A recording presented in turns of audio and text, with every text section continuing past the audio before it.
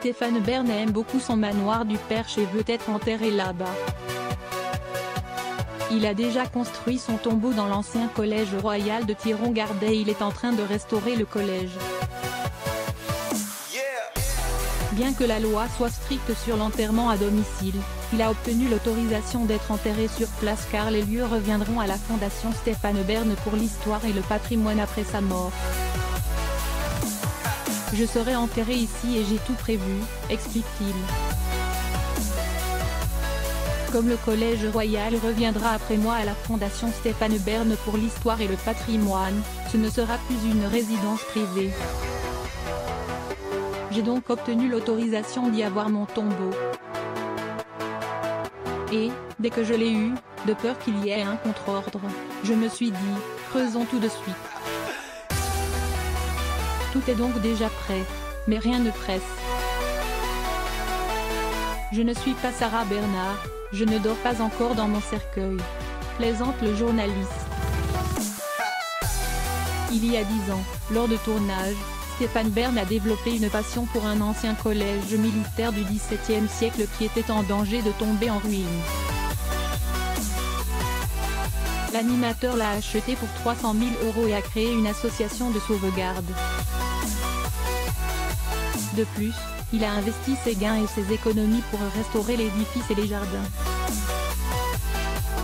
Stéphane Bern a ainsi dépensé 4 millions d'euros pour restaurer le collège.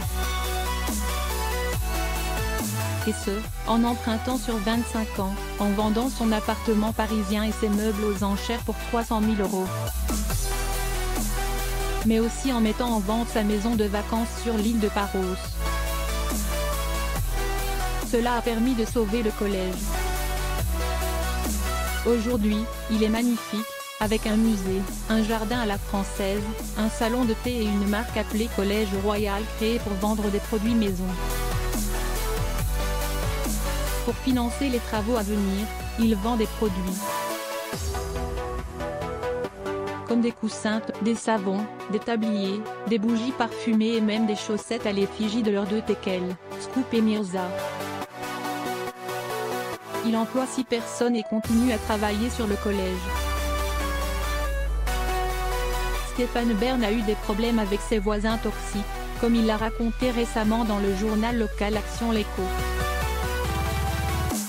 Il a acheté leur maison pour éviter que les visiteurs ne soient blessés par leurs seringues.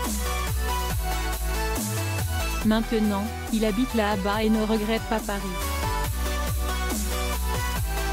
Ses amis viennent en train pour lui rendre visite régulièrement. Ainsi, Stéphane Bern travaille à distance et se rend à Paris uniquement pour enregistrer. Il aime alors se promener dans la région, faire ses courses au marché ou discuter avec les visiteurs de passage. Certains voudraient visiter sa chambre, mais il ne visite pas la leur, donc il leur demande de respecter sa maison. Il les rassure en leur disant qu'après sa mort, ils pourront visiter sa chambre seule.